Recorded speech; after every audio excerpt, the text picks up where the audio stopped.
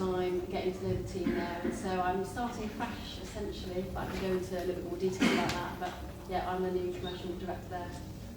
Thank you. Thanks, Heather. Yeah, hi everybody, I'm George Sullivan, founder of TheSoleSupplier. We are a marketplace for footwear and clothing, and started it 10 years ago in my bedroom, and now we're reasonably sized. We've, I think, driven over 300 million in sales for advertisers. So yeah, I'm on the ground, I'm in affiliate every day, and there's a lot to talk about, especially some stuff that's happened over the last few months. So yeah, it's good to be here. Yeah. Hi guys, I'm Gaurav, Global Partnerships Director at Skimlinks. We are a content monetization platform that's used by over 50,000 publishers globally for our tech and services, so we help them scale their revenue through content commerce. Great, thank you. So just as a refresh, this is about looking at how publishers think about selecting and dealing with advertisers.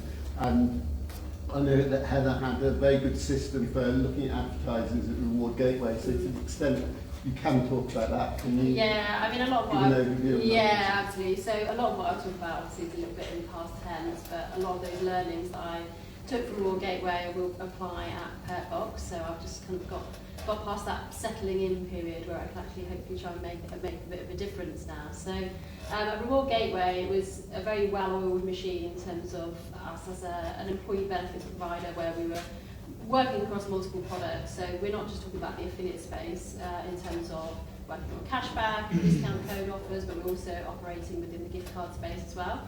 And that, to a large extent, is what we're also doing at Perkbox. But something that which we worked on a number of years ago now, which we found quite effective, was really looking at how we could build a template around the operational requirements with what was needed to be able to work with advertisers in order to justify being able to host their offer on the program and limit the amount of queries that we would get through to our help desk.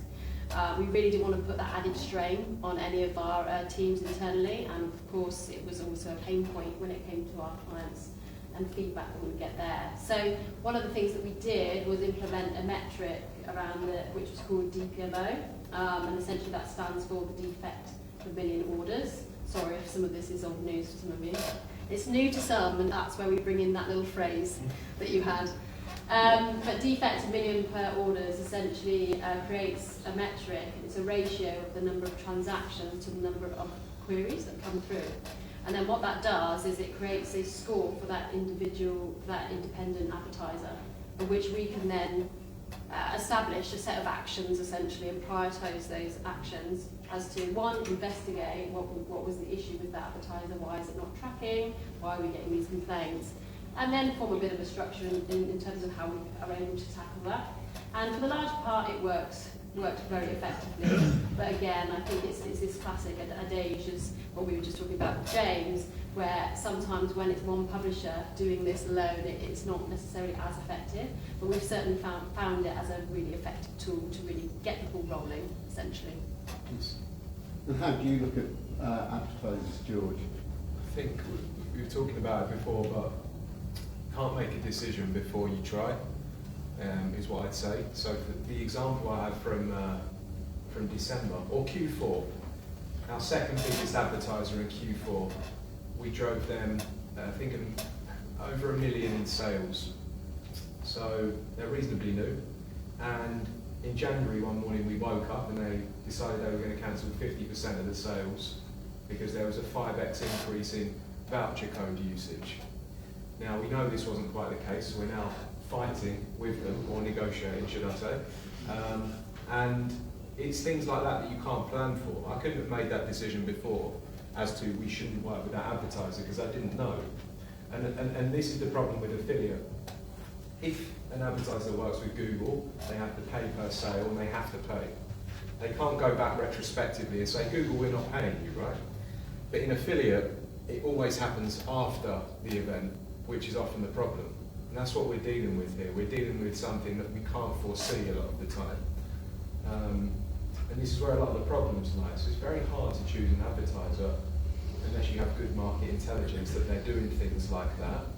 And sometimes a new affiliate manager might be in there and they might be promising to change everything, which is a good sign, and people leave and people come and go, and sometimes an affiliate program can be completely turned around by someone new being in the business who understands affiliate. So I think it's kind of like a roller coaster of how you choose realistically, and if you box an affiliate, an advertiser off for too long as a bad or a good affiliate, then you might be wrong after a year, because things do change, as I'm sure you see all the time. So I guess for that you've got the advertiser, you've potentially got an agency, you've got certainly got a network involved, and with my very old network hat on, I'm thinking that actually the networks would probably love to be talking to you and getting hold of that advertiser and understanding the challenges you see there, and hopefully taking those through as learnings to what they want to do with you as a business and those sorts of advertisers going forward. I think we've got to hold brands and advertisers more accountable. I know this is a big reason why we're here, isn't it? There's got to be a public place where I can go and check Uniqlo's score as an advertiser, and I can see how they're performing in the world of affiliate. And this could be something that we could all contribute to, right? That's what we need, and that's how I could make my decision before as to how I'm going to negotiate with this advertiser and what we're going to put in place. Because otherwise we're very much in the dark. Having done this for 11 years, networks, as much as they're helpful, are sometimes on the side of the advertiser, and sometimes not. But you don't always get an unbiased perspective, is what I mean, from a network. Or you might not get an educated perspective if you know, biased. I think there's, what you're saying is the advertisers, if an advertiser wants to be at the top of the pile, there's things that they can do to be at the top of the pile to give you reassurance ahead of the game. So perhaps 3 months or 6 months, this is what our program is going to look like, and you can have the confidence on it. So how do you appraise advertisers when you've got them growing? So as a sub-network, we provide a tool to publishers to simplify affiliate marketing. Our job is to make sure that we're giving all of the data points that publishers need to make informed decisions. We can't ever influence an advertiser or a publisher who they should be working with. So it's really important to make sure that we've got the right data points in our hub, which we do currently, and then to build on to what Georgia said. We've obviously been working closely with Moonpull for the last year, because one direction we do want to move into is to be able to show track and integrity for every advertiser, to be able to layer that so that our publishers have got a full picture on who they are going to partner with and how that's going to look like. We've obviously got, being a sub-network from set, we've got a cross-sectional view of data coming from different publishers, geographies, demographics, browsers. So we're constantly looking at that data, and then if we do identify any gaps in whether that's tracking leakage or anything else that doesn't look right, we will then proactively reach out to the advertiser. But I do agree that at the end of the day, there's some things that will sit with the advertiser, and we need to make sure that we're holding them accountable to take the right steps. We advocate for the fair rights of our publishers, and that's exactly why we're here today, to be able to do that and talk about these things. So would you, in advocating for the publishers, do you point them more at specific advertisers? What metrics do you use to sort of suggest that use A over B? So there's loads of different things, but I guess just to simplify it, if let's say an advertiser is running multiple programs in more than one affiliate network, and one of them is outperforming the other one, we would then have a conversation. Now, we can't take the decision on behalf of the publisher or the advertiser. It has to be done with the right consent of the publisher, but by all means, our publisher team or the advertiser team will reach out to the relevant team and have that conversation that it seems like there's a traffic leakage or the conversion rates halved over time, and this is a conversation we now need to have with the right stakeholders to kind of investigate what the problem is. Sorry, Go on. creating more questions. I think with following on from that, I think half the problem is from the publisher side as well. It's that knowing who to have that conversation with. That's exactly because I think the challenge is that ultimately an affiliate partnerships manager might be speaking to someone on the brand side that perhaps or even on the network side that perhaps doesn't know those answers or doesn't know who to ask for that. I think that's where there can be a slight breakdown in communication. Yeah, well, they're getting huge pushback, right? One of the biggest sportswear retailers we work with, we said for a long time, there is a tracking issue. And we were pushing, but the person at the network didn't feel like they could push with the advertiser. They were saying, there's no problem. Our tech team have checked it. We said, this is the problem, here it is. And then someone else changed the account management position at the network, and then the issue starts getting worked on, because that person perhaps is a bit of a better negotiator with the advertiser, or a bit more, this is what's going on. So we're fighting that middleman kind of, that problem. So you look at the person at the network who you deal with as a contributor to which advertisers you want to deal with, or which, do you have a feeling, I don't want you to name names, but some networks you look more favourably on some networks than other networks for which brands you work with? Yeah, I'm a big A-Win fan, I'm not afraid to say that, right? I always have been, I've always said people should use A-Win. I think that A-Win as a network have been providing the best standards and initiatives and some of the most balanced account management that there is, in my opinion, working with a lot of different networks, but I think they're very focused on good tracking as well, and it's a hard game to get right. We've got to be real. Affiliate tracking is not easy in today's world. It is a hard problem to solve. Quick example of this, influencers and creators, around 60% of them use affiliate programs to promote products. Most of them are pushing those customers from social media to retailers. In-app browsers delete cookies as soon as you close them.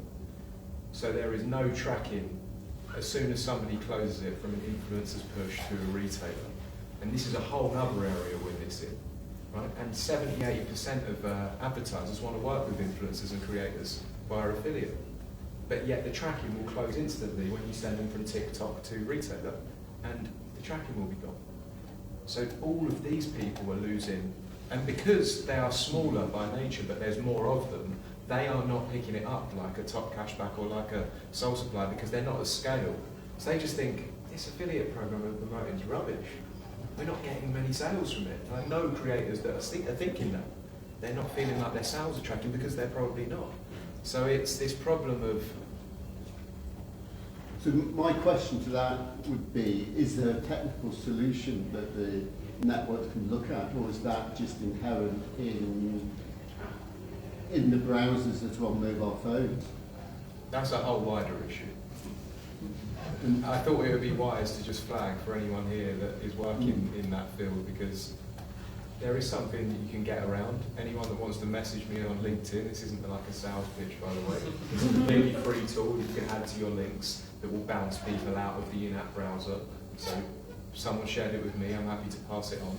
And this just simple things like that people could share with the influencers and creators, because if all of their sales start tracking more, and all of our sales, which have started happening, we've seen a 12% uplift from this particular tool from in-app browsers.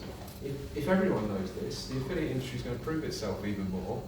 We're going to be more powerful, right? And this is, I think, like the biggest problem, is we're losing our power because of this lack of attribution. And it's so sad, because affiliate is so powerful. And I would say I'm biased. I mean, it's like how we've driven a lot of our revenue, but that's what frustrates me the most. And under-reporting ourselves as well.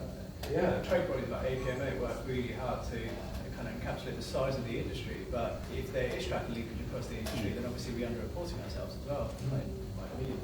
There's a group that Maya's in, right? It's a retail group with 200 Maya, retail colleague. Maya, our colleague, right, who's our chief product officer. She's in this group. A load of fashion retailers all talking. I don't know how she's got in there as the publisher's side, but she's in the group.